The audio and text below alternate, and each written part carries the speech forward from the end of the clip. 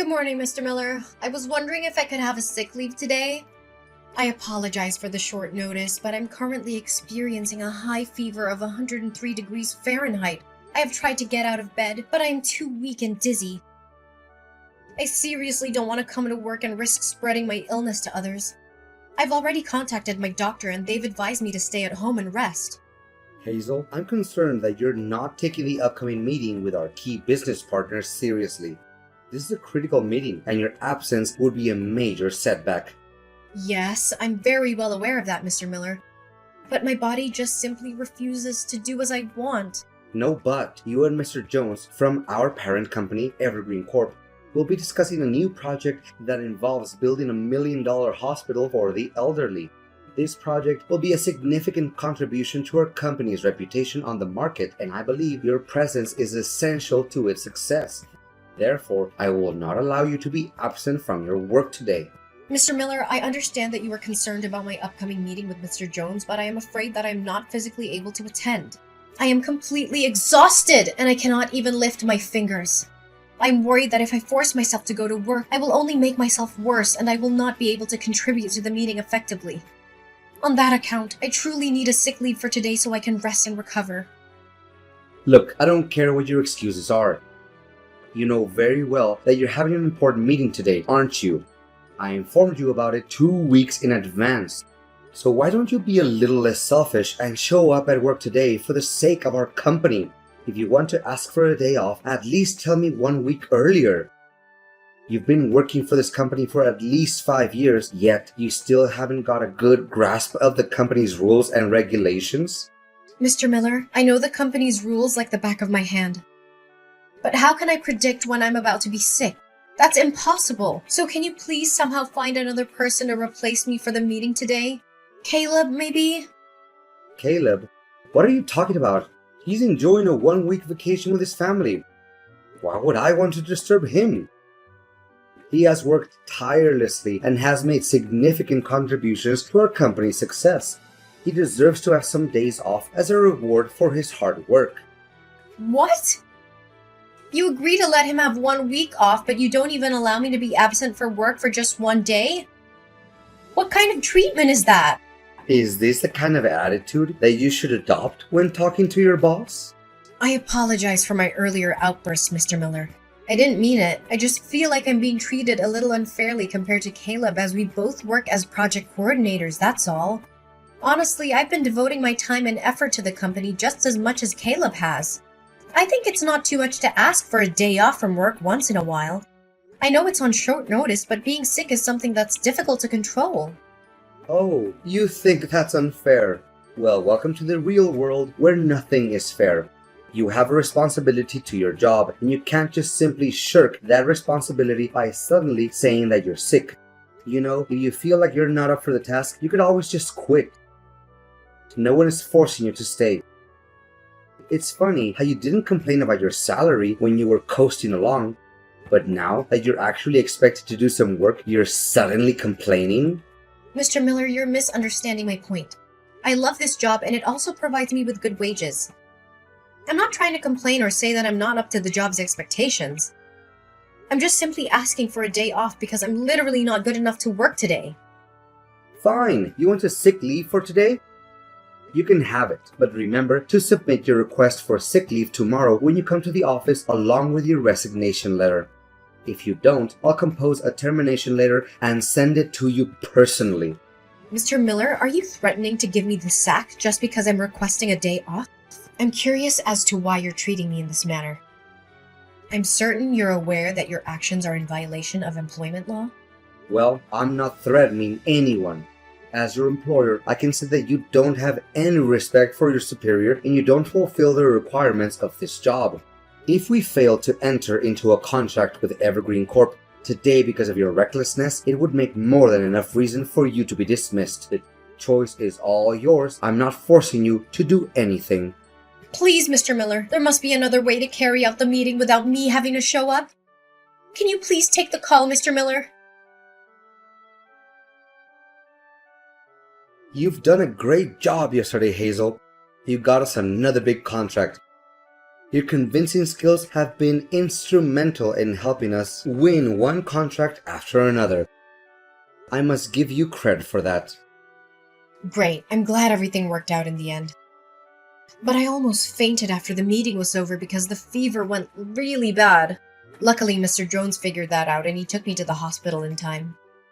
I hope that you realize it could be a life-threatening situation, Mr. Miller. Oh, come on, don't be such a drama queen. The fact is, you're still well and alive, aren't you?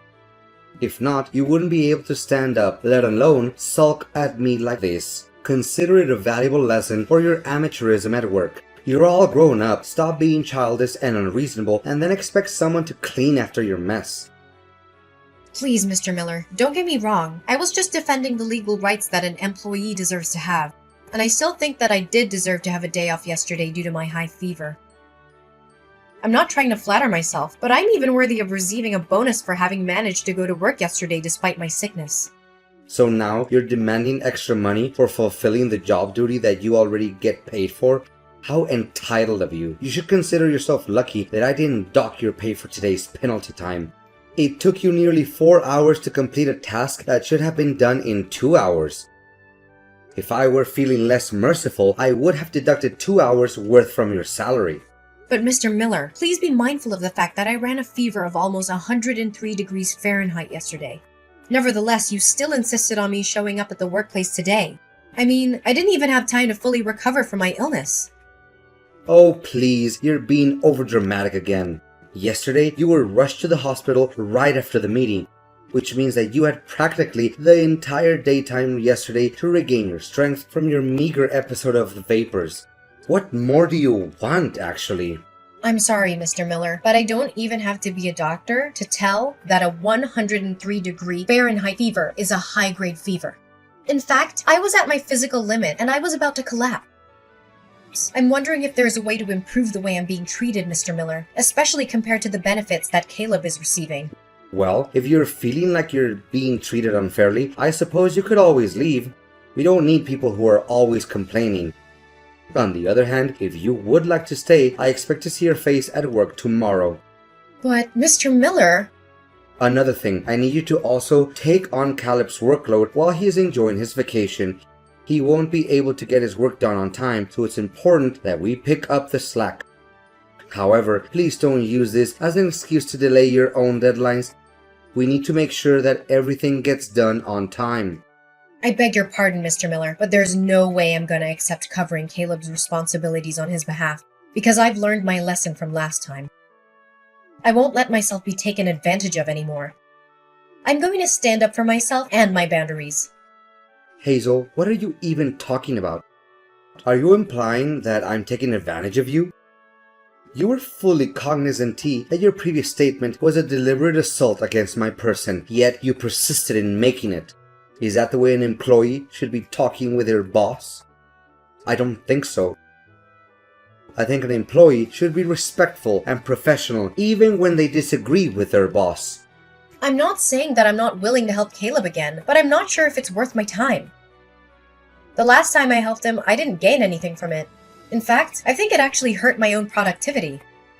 And to make matters worse, Caleb even got recognition, praise, and a bonus for what was supposed to be my effort and contribution. Oh, Hazel. I've always seen you as a lazy, complainy employee. But now I'm finding out that you're also incredibly selfish. Well, that's just great. Honestly, why don't you just set aside your selfishness for once and do what I say for the good of the company, huh? Mr. Miller, it's simply not true what you just said. It's not like you're doing anything productive anyway. You're just sitting around complaining about how hard you have it. Well, guess what? Life is hard.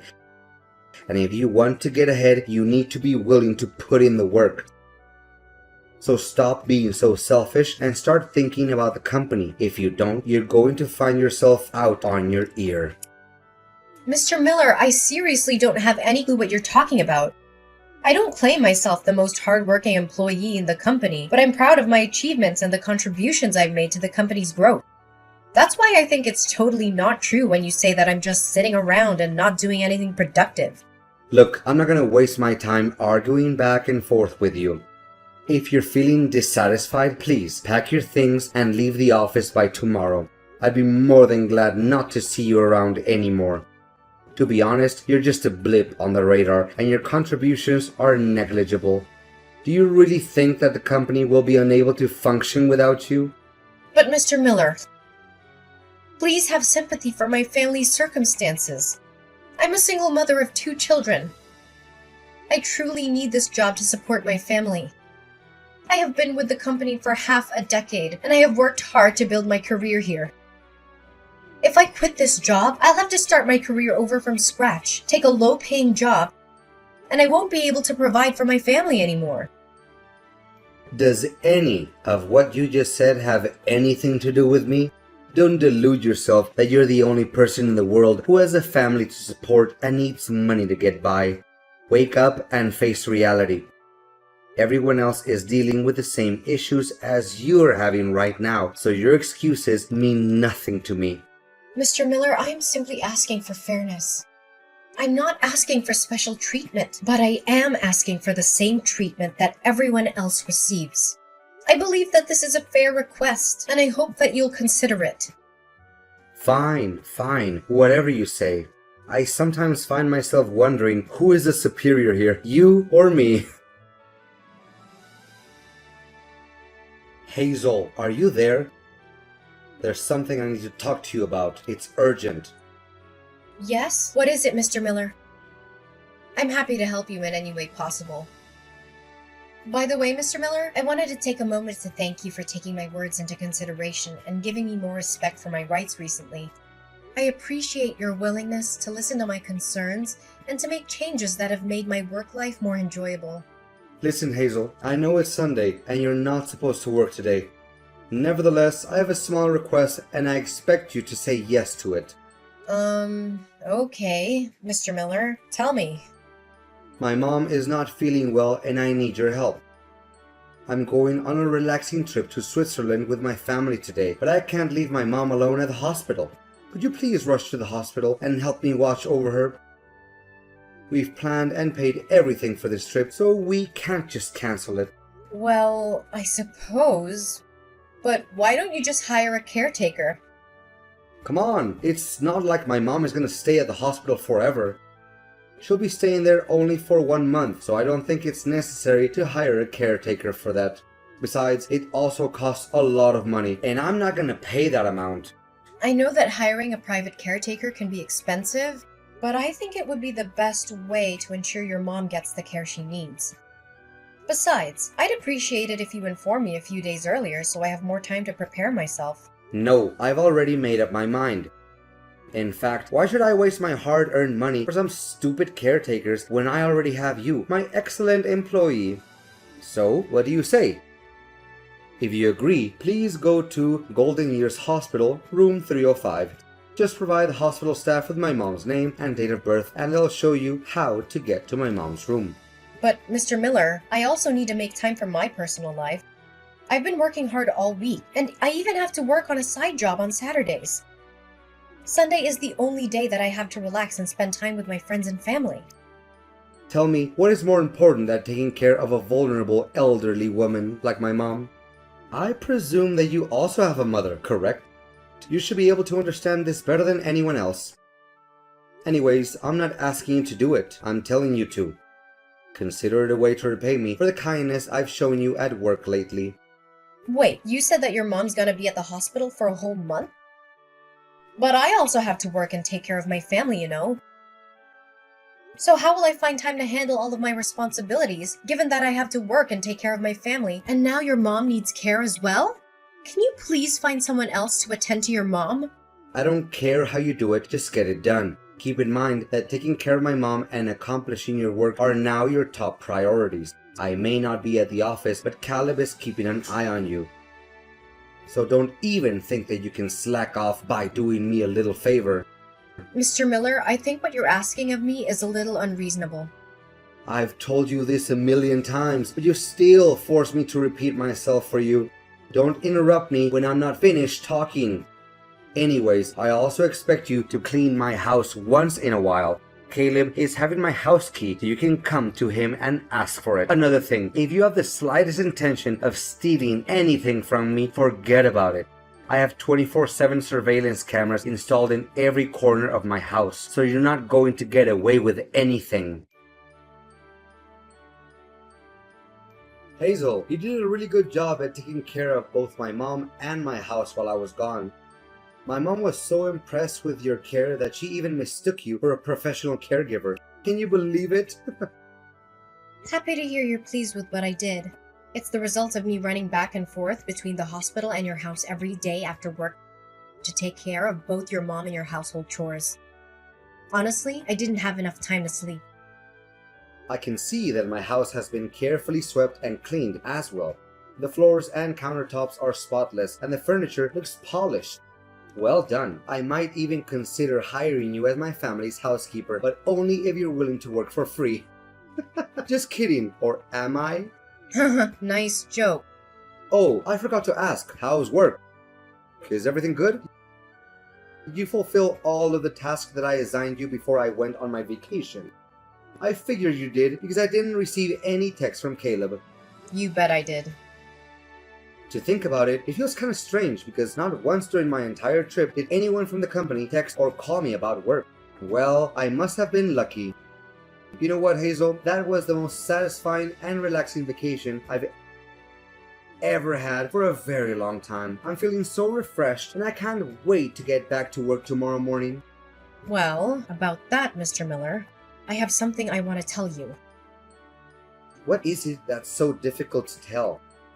Wait, you and other people at the company are gonna throw me a surprise party tomorrow, like you did last time? Well, I really appreciate you guys' thoughts, but you don't have to do it for me. Seriously, I'm just happy to be back at work, and I'd rather just keep things low-key. It's not about that, Mr. Miller. Your employment with the company is being terminated, Mr. Miller. What are you saying? You mean that I'm being fired? That's not even possible. I haven't done anything out of line to get myself in trouble. Wait, did you badmouth me to Mr. Jones? That's the only thing I can think of. You're the only one petty enough to do something like that. I knew I couldn't trust people like you. You're all just a bunch of backstabbers. Well, you're half right. I did talk to Mr. Jones about you, but I didn't mean to get you fired. I just told him the truth and nothing but the truth. What truth? You're getting on my nerves. Firstly, don't get me wrong, but I didn't intentionally meet Mr. Jones in person. We accidentally bumped into each other when I was taking care of your mom in the hospital. It turns out that Mr. Jones's mother had fallen ill, so he was spending all his time taking care of her. I must admit, the way he took care of her was truly heartwarming. He was so attentive and loving, and it was clear that he cared deeply for her. I'm sure any mother would be lucky to have a son like him. Hey, can you please cut to the chase? I don't have the time or patience for this nonsense. What did you say about me to Mr. Jones behind my back? Well, as I said, nothing but the truth. I told him that you forced me to go to work when I had a high fever, assigned me all of the work that was meant for your favorite employee, Caleb, and even made me take care of your mother in the hospital. You don't know how shocked Mr. Jones was when he learned that the person I was caring for wasn't my own mother, but it was your mother. How dare you badmouth me like that, you witch! You're gonna pay for what you did to me. To be honest, I didn't want to rat you out. But Mr. Jones insisted on knowing what was going on, and what other things you had done to me. I had no choice but to tell him everything. Mr. Jones was so angry at the way you treated me that he decided you were no longer fit to be the director of our company. So, that's basically the whole story. No, this can't be happening. You do realize that you just ruined my career and my life, Hazel? You have to take responsibility for what you did. Come and talk to Mr. Jones again. Say that it was just a little misunderstanding between the two of us. That you made up all those lies just to take me down. You know what, Mr. Miller? Or should I call you by your first name? Brian, right? I did feel sorry for you, and I also thought of helping you clear my name. But alternatively, why should I ever do that? I was simply stating the facts, so I have no reason to feel guilty.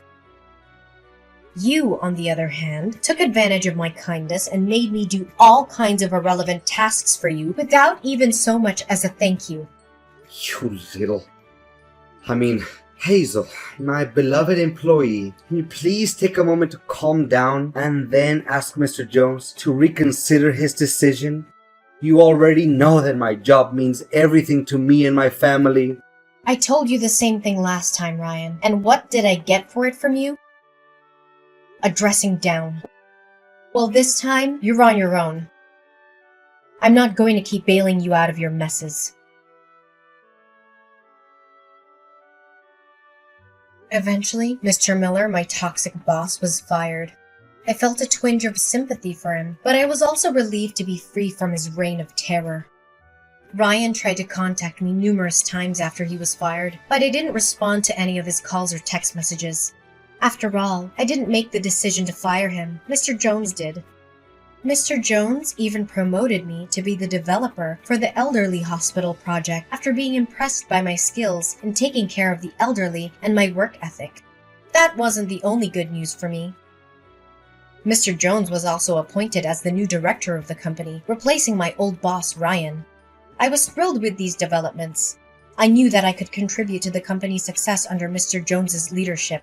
The world of employment can be a scary place, and dealing with a toxic boss is definitely something I would rather forget. However, it has also taught me valuable lessons, such as knowing my worth, speaking up for myself, fighting for my legal rights, and seeking help from others.